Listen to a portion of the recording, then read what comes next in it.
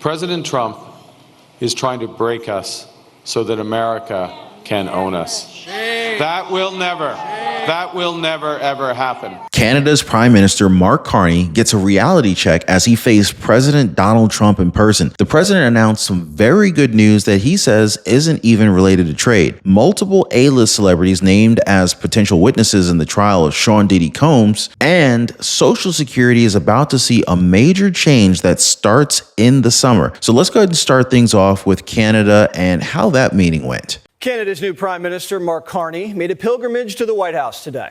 He got out of the car to shake 47's hand, wave at the cameras, and then plagiarized Trump's fist bump. From that moment, Trump had him. Our president said, "Come on in and check out my gold." It's an honor to have you at the White House and the Oval Office. And you see the new and improved Oval Office as it becomes more and more beautiful with love. You know, we handle it with great love. And 24-karat gold, that always helps too, right? The best thing Carney has going for him, he's not Trudeau. He is a liberal, but he was an underdog who made a stunning comeback to win an election. Trump respects that. His party was losing by a lot, and he ended up winning, so I really want to congratulate him. It was probably one of the greatest comebacks in the history of politics, maybe even greater than mine. Now, obviously, this wasn't going to become another Zelensky moment. That was something that President Trump acknowledged given how the media wants to create this tension. Now, there were a lot of moments here that were newsworthy, but let's go ahead and get straight to where they talked about Canada becoming the 51st state of our country. If your parents are 65 or older, here's a gift that is better than flowers or even a phone call: peace of mind. Chapter helps people like your mom or your dad, your grandparents find the right Medicare plan, one that covers their doctors, saves them tons of money, and protects their future. Check this out. Julie in Kansas is now saving $400 a year. Jamie in Texas, she's getting back $600 into her Social Security. Chapter's advisors treat people like family because it started with their own family. Cool thing is their service is 100% free. You can literally just call them up right now or hit them on the web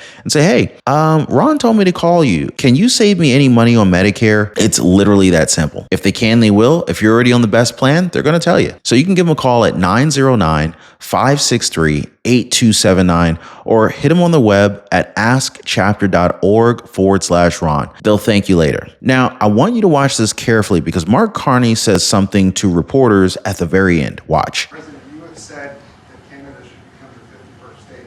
Yeah. No. Well, I still believe that, but you know, it takes two to tango, right? You know, I'm a real estate developer at heart. When you get rid of that artificially drawn line, somebody drew that line many years ago with like a ruler, just a straight line right across the top of the country. When you look at that beautiful formation when it's together, I'm a very artistic person, but when I looked at that beauty, I said that's the way it was meant to be. But you know, it's I do feel it's much better for Canada, but we're not going to be discussing that unless somebody wants to discuss it. It would really be a wonderful marriage because it's two places that get along very well. They like each other a lot.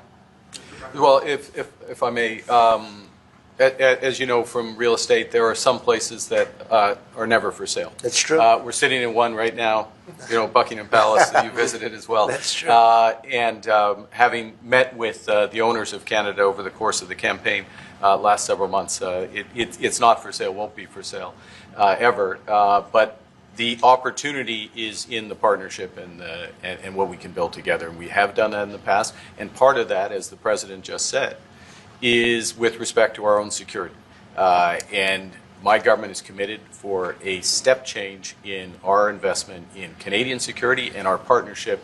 And I'll say this as well, that the president has revitalized international security, revitalized NATO, and us playing our full weight in NATO, and that will be part of it. That's true. And they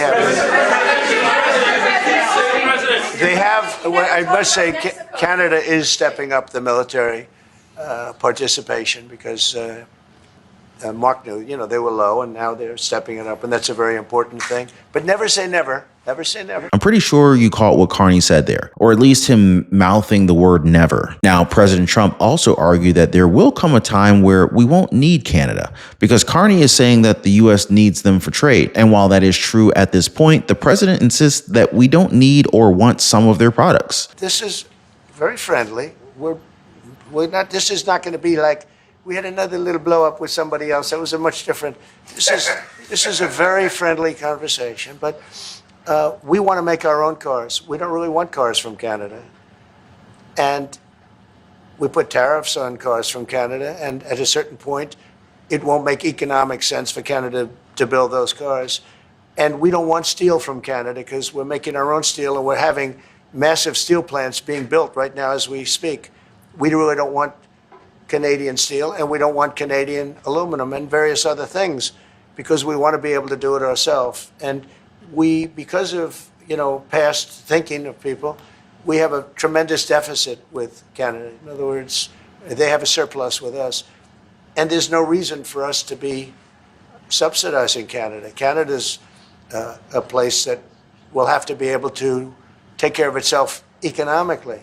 I assume they can. President Trump also talked about something while he met with Carney. He talked about a big announcement that was coming soon, an announcement that he discussed after this meeting with the Canadian Prime Minister. And those days are over. Those days are over. And, I said before in our meeting with the new and very talented Prime Minister of Canada that we have some very big announcement to make. It's not about trade. It's about something else, but it's going to be a truly earth-shattering and positive development for this country and for the people of this country.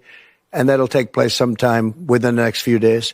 Now, there's been a lot of speculation regarding this announcement. Now, some have theorized that it could be related to income or property taxes. Others say that it might have something to do with the Doge dividend stimulus checks. What we do know is that sources that are close to the Trump administration are also in the dark as to what's happening, meaning that this could be a very well-kept secret that's about to be open to the public. Urgent warning, guys, the job market is collapsing. The economy is shrinking fast. Layoffs are skyrocketing. The Trump tariffs are already shaking industries.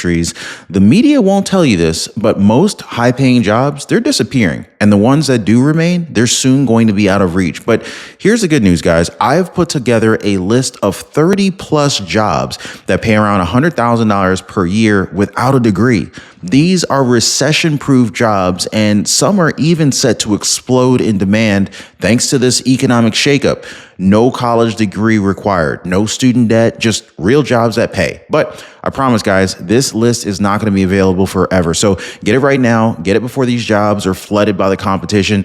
I'm going to go ahead and leave a link down below so you can get your free list of the 30 plus jobs that pay over $100,000 without a college degree. So download this list before it's too late, which brings me to our next story. It's one that's become viral because it's linked to the Sean Diddy Combs trial. Multiple Hollywood A-listers are rumored to be called as witnesses to this trial. Now, there's a lot of them, but there's one name that caught my eye: Mike Myers. So Myers made his fortune here in the United States as he became popular with different characters. One of the more popular ones would be Austin Powers. But despite becoming a millionaire here in the US, Myers has now decided that it's time to get into politics. And while he's not running for any office, he is out there making cringe videos with politicians. Believe it or not, he made one some time ago with Canadian Prime Minister Mark Carney.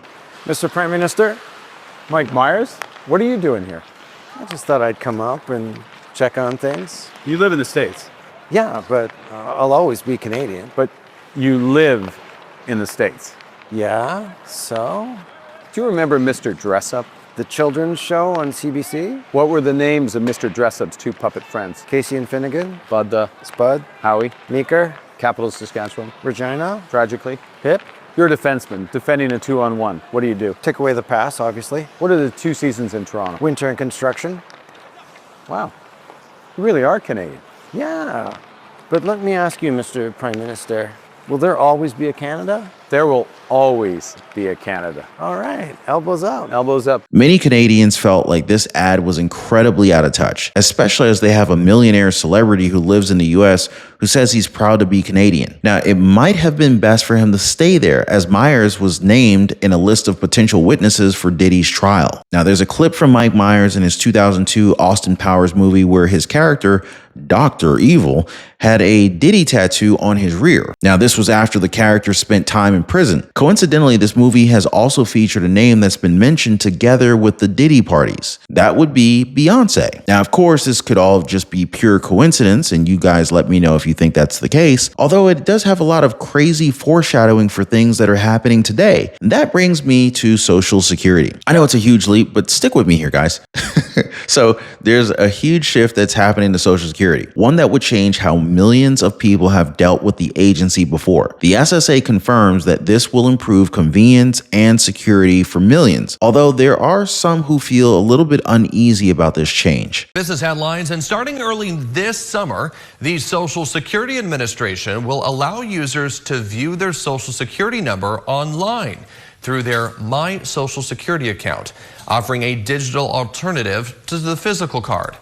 The new feature is designed to simplify access for those who have lost their cards or forgotten their number, and to reduce the need for in-person visits or mailed replacements.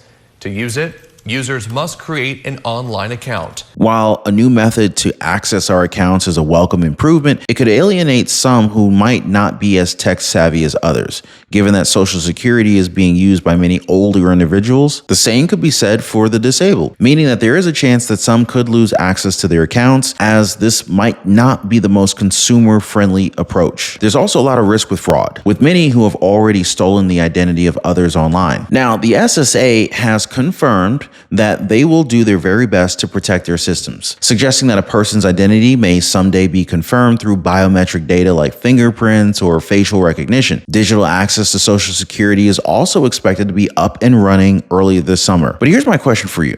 Do you trust that this system will protect our information from bad actors? Well, guys, the great wealth transfer is in full effect. Our freedoms are being stolen, guys.